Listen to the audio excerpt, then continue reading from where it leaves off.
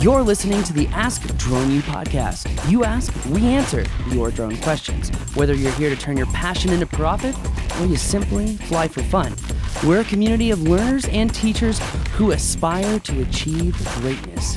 We are Drone U. Hey everyone, good morning, good evening, good day, whatever it is, whatever time it is. Welcome, let's have some fun here. Welcome to another awesome episode of Ask Drone U, all the way from the East Coast. That's right, we're not in the desert anymore. Wild. You know what that means? Humidity. It means Rob gets hair growth. I don't know if you can see it, but things are a little different out here. Not enough. Well, we got a good question today. This is an interesting one. Kind of talking about, let's say that you've been filming drone footage, right? Let's say you don't have a 107. Maybe you've even done a little commercial activity, okay? No one's going to slap your wrist, don't worry. But when you make the decision to become Part 107, are you able to sell that footage that you already took in the past? Short answer, yes, but we're going to go into depth on this one. It's a really good question for today. Hey, Paul. Hey, Rob. Love the show, man. I learned so much every time I listen to it. My name's Keith, and I've heard you both say there's no such thing as a stupid question. I'm about to test that theory right now. So I am about to take the test for the Part 107 certification.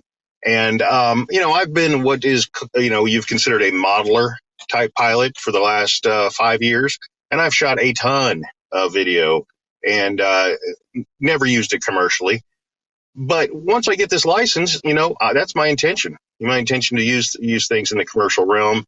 And I may go back and consider some of that footage I shot over the last 5 years very commercially viable. Am I getting wrapped around the axle here? Or, you know what I'm getting at here?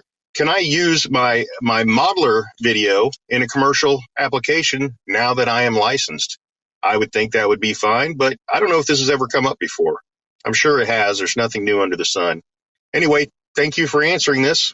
Have a great day.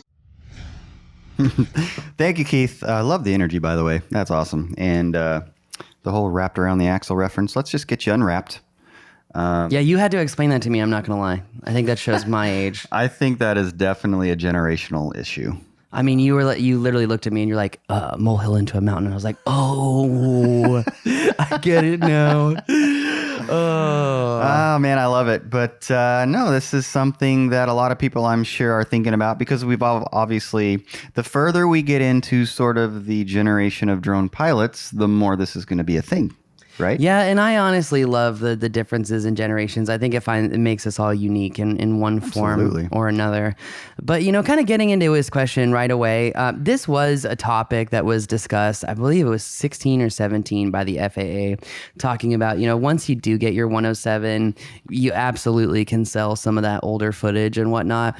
They had some caveats in there, but I think just a few things to be really aware of is if it's like obvious that the flight was illegal or didn't really conform to the Part 107 rules, that's probably footage I probably wouldn't sell to people or, really publish. But that's interesting. So even if it was okay to make that flight as a recreational pilot, you're saying that you wouldn't make it public via a sale or whatever now that you're a Part 107 pilot, even though at the time you were not a Part 107 pilot. I just want to clear that. If you think about it, how really different are the recreational rules from the commercial rules at this point anyway?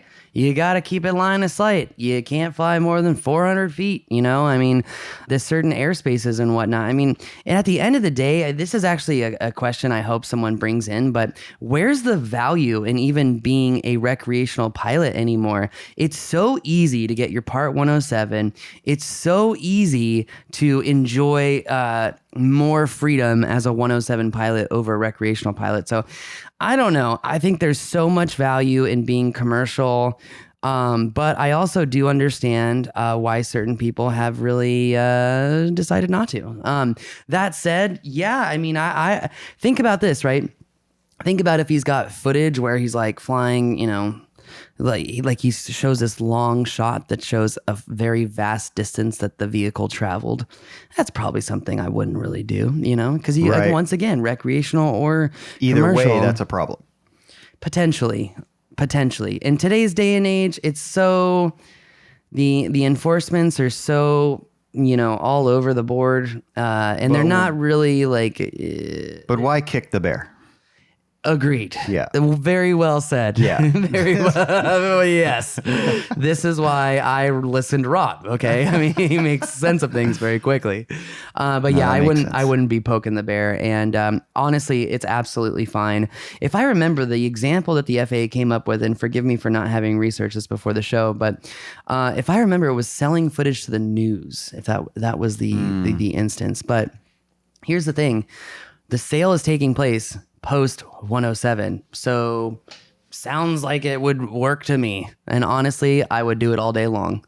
So I don't think, as long as, again, you're not showing that you're like breaking the rules, like, hey, I buzzed these 180 people at this carnival, what a sweet shot. Yeah. It's definitely going to get you in trouble. I got a great view right over these people. That's probably a problem. No, I'm trying to think of like a parallel of a scenario in which you do quote unquote work prior to actually being licensed to do that work, but you didn't sell it, so it wasn't an issue. But I can't really think of anything off the top of my head. If I remember what the FAA said, it was the intent at the time.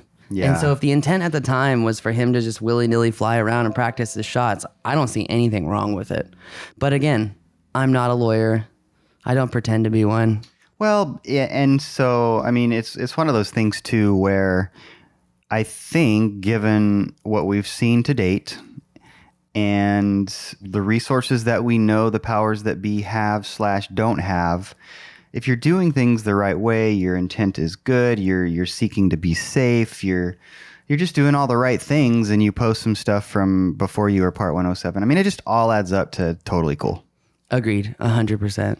Yeah. And so if you're a guy who's going to go push the limits after getting your Part 107, whatever those limits might be, we won't get into that now. I won't.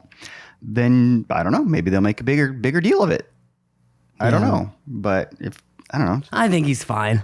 I think he's safe. That's the bottom line. Maybe I'm just trying to make the podcast a little longer. Okay, well, let's kill it now then. I mean, it's not really a super in-depth question, and I think, again, if the FAA were looking at this kind of on a human level, they obviously are a compliance philosophy organization. I think that 100% they would be pleased that a modeler, as he would call himself, decided to go 107. I think that's kind of the thing that they want to see. Yeah. So, anyway, I don't know. It's not really crazy complex. And that's okay. The intent at the time, I think, is very important, right? Yeah. Because if you do get asked questions, that may come up. But anyway, that is going to do it for us in this show today, this very short show. If you have a question, though, ask droneu.com business. Let's talk about that.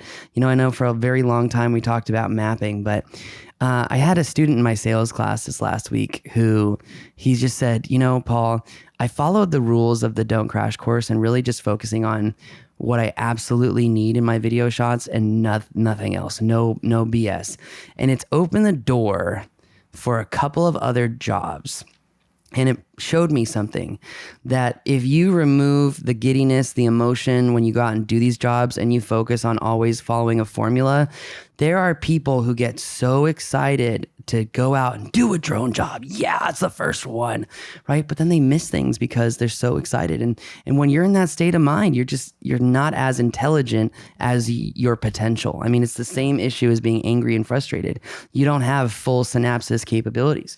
So that said, it's just a good reminder for everyone out there that when you are doing these jobs, there is opportunity as pilots to just always do it right and always provide the best customer experience.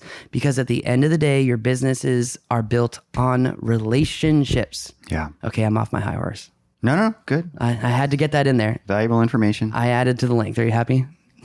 I'm kidding. I'm just happy, period. But. Well, that's going to do it for us today, everyone. Thanks again for joining us. My name is Paul. My name's Rob. This is Ask Drone U.